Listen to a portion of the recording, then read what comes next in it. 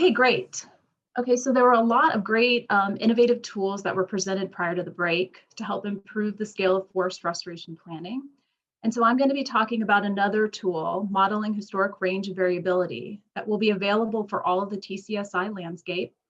But I will focus on a case study in the North Yuba watershed on the Tahoe National Forest. So I just want to recognize Kevin McGarrigle, who is the PI on this project, who I've been working closely alongside a group of dedicated individuals, most of whom are participating in the symposium today, that have helped translate the HRV modeling to application and restoration planning.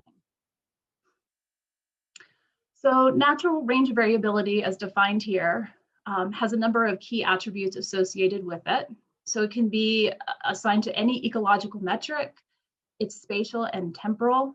It's defined by a reference period and a geographic area, and it's often goal-oriented. So there's a number of variations on the theme of NRV. HRV, which is the historic range of variability, is the natural variability in the past. NRV, which is the natural range of variability, is the variability unaffected by people, which Kristen touched on when she talked about reference conditions in TCSI. One of the challenges in any restoration project is recognizing that we also have a social range of variability. So that sort of area where people find the measures acceptable. And we also can't forget the future range of variability, which we heard about prior to the break, talking about climate change and its effect on our future forests. So how do we measure HRV? Well, there's numerous ways. One of them represented here is a quantitative approach, simply by summarizing the current literature. So here's two examples that were developed from Region 5 planning that summarizes both the spatial and temporal variation in ecosystem structure, function, composition, and connectivity under a historic disturbance regime. And this is represented here in the yellow pine mixed conifer forest type, and then the red fir forest type. So alternatively, you can use simulation modeling, particularly landscape disturbance and succession models, LDSIMs, to quantify the historic range of variability. So there's a number of benefits to simulation modeling. It ensures spatial consistency. It includes spatial effects. It can derive long time series. It expands spatially and temporally inconsistent data, and it integrates processes. So here are the project objectives for the HRV analysis within the TCSI landscape. So essentially, we're quantifying HRV in current departure. The one interesting thing here, and I think it's been mentioned in the prior presentations, is that we're using high spatial resolution data, so 5-meter LIDAR data. And we're also using a number of key inputs that were derived from an ecogix database that was developed in Region 5 Forest Service. The second major objective, and I think the most important, and sort of what we're talking about here today, is then how do we sort of bring all this information together and develop sort of an ecological restoration plan, a framework, a blueprint for the TCSI landscape. And so for this in particular, we're focused on summarizing the HRV results and other management constraints and objectives, but then also providing sufficient guidance to do landscape as well as project level planning. So you guys have seen this map before, so I'm not going to spend too much time here. I just want to point out in purple once again, so this is the North Yuba landscape that we'll be focused on talking about for the HRV results today. So as any modeling effort, there's a lot of spatial data inputs that go into it. There were 26 that were developed here for the North Yuba watershed, and these are just a few examples. And I'm just going to run through some really quickly, just so people get a sense for what the data looks like that we're using in this model. So one example is cover types, and it essentially represents the stable biophysical settings that support characteristic vegetation communities. You can see how it varies across the landscape. And I'll point out that all of the maps that I'll show will have this inset, so you can see sort of a zoomed in look at how the variability is in that small area. Another data input that was derived from the LIDAR data is tree cover. So this is just a representation of established tree cover within a neighboring forested cell area.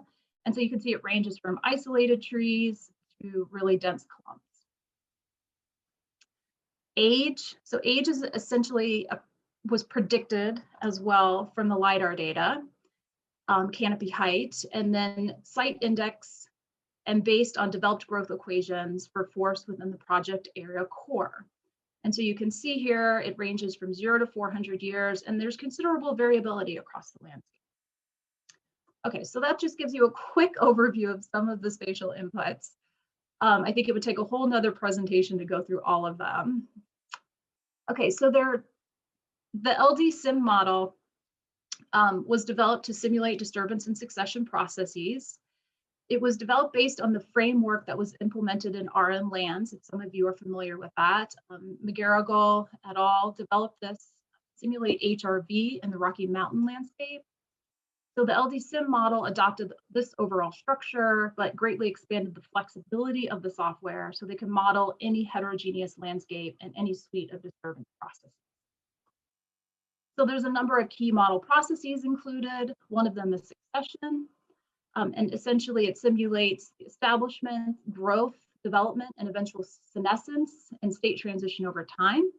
Disturbance, which is a very key model process in this simulation.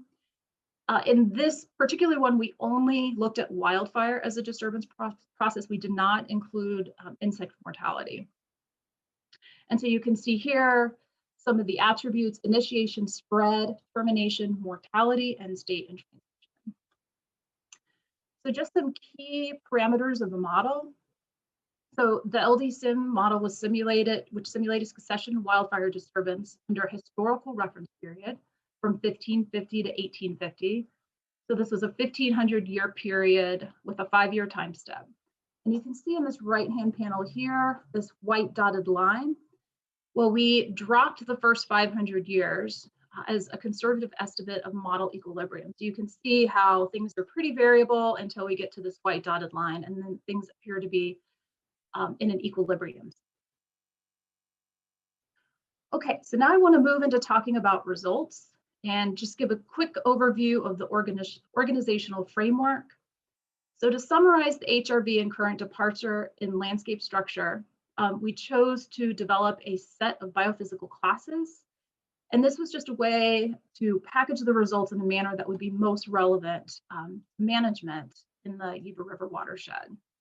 So the BPCs were derived from cumulative tree biomass production under a dynamic equilibrium condition, so HRV. So you can see here they vary from poor sites to high sites across the landscape. So the benefit to this is that we have those individual site locations, so we're able to assess site level spatiotemporal range of variability, which is really useful for project level prescriptions, and also really useful for watershed temporal range of variability, which really is useful for monitoring landscape structure over time. Okay, so this gets into some of the landscape metrics. Once again, I think we all know in any modeling process, there's a lot of outputs. And so there's a lot of information being generated. And so this gives you a quick example of some of the metrics we can assess. The ones highlighted in red are the ones I'm going to talk about. I will point out that we looked at composition, so how much is there on the landscape, and configuration as well. So how is that arranged? Okay, so fire return interval is often a major consideration in the choice of fuels management, and it can be applied to individual stands to help guide management decisions. And so we chose to use the fire return interval here, which was represented by the average number of years between fire events.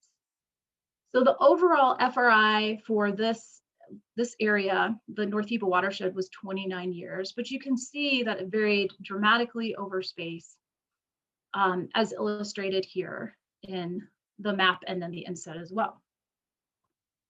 So another way to look at FRI would be to just look at a particular BPC. So this map represents just the high productivity BPC.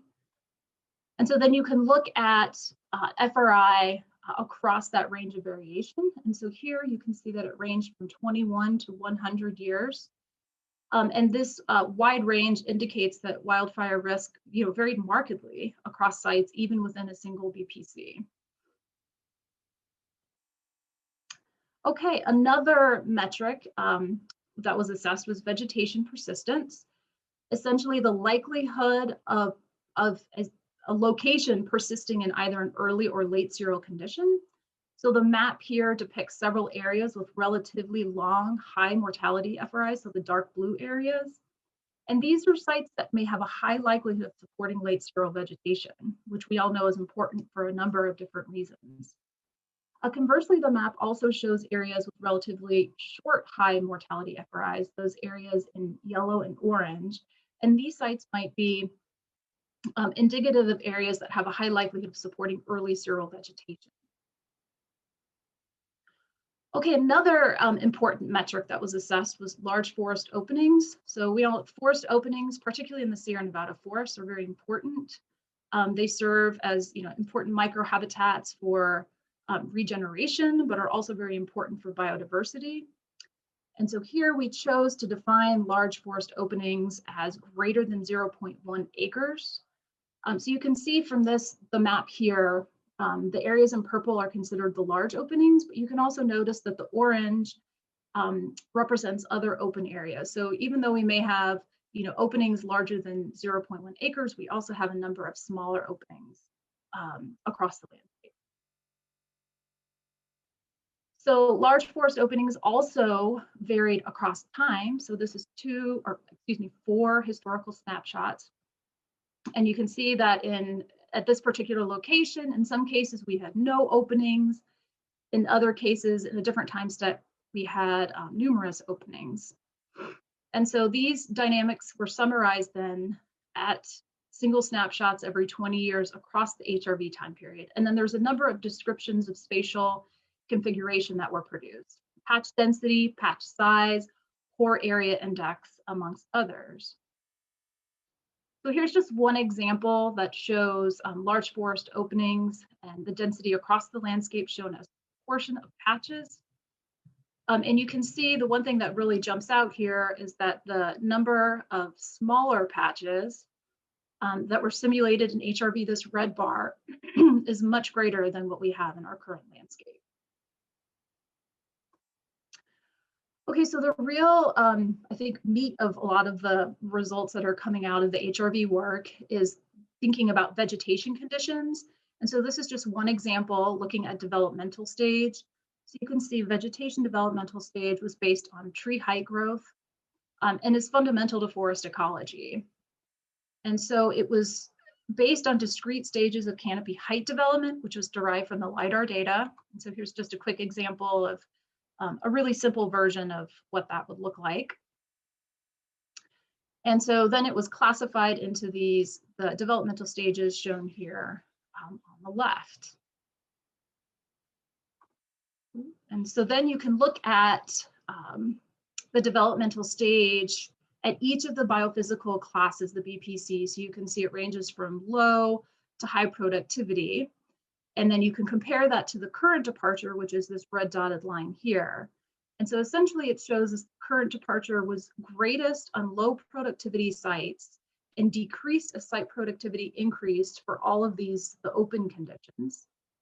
And then this was opposite in the tall trees, where in the tall trees, we showed a greater departure in the high productivity sites and lower departure in those low productivity sites.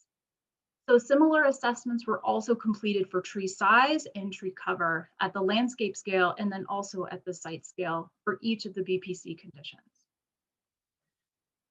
So another measurement that I want to bring up is the stand level departure. And we felt like this was really important to measure the departure from current conditions so that we could understand what was going on within each of these stands in the North Yuba watershed. And so this was derived through a process that I'm not going to get into with great detail, but I will point out that there were 16,902 stands that were developed within the North Yuba watershed. And so we measured the current condition and HRV of each stand in order to understand that departure so that we could help prioritize stands for restoration treatment. And so I'm just going to show one metric today, and that was the composite departure index.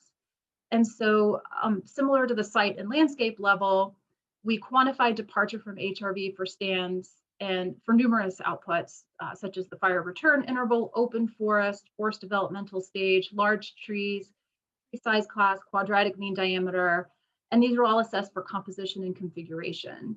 And so in order to understand the interplay of these, we developed this composite departure index.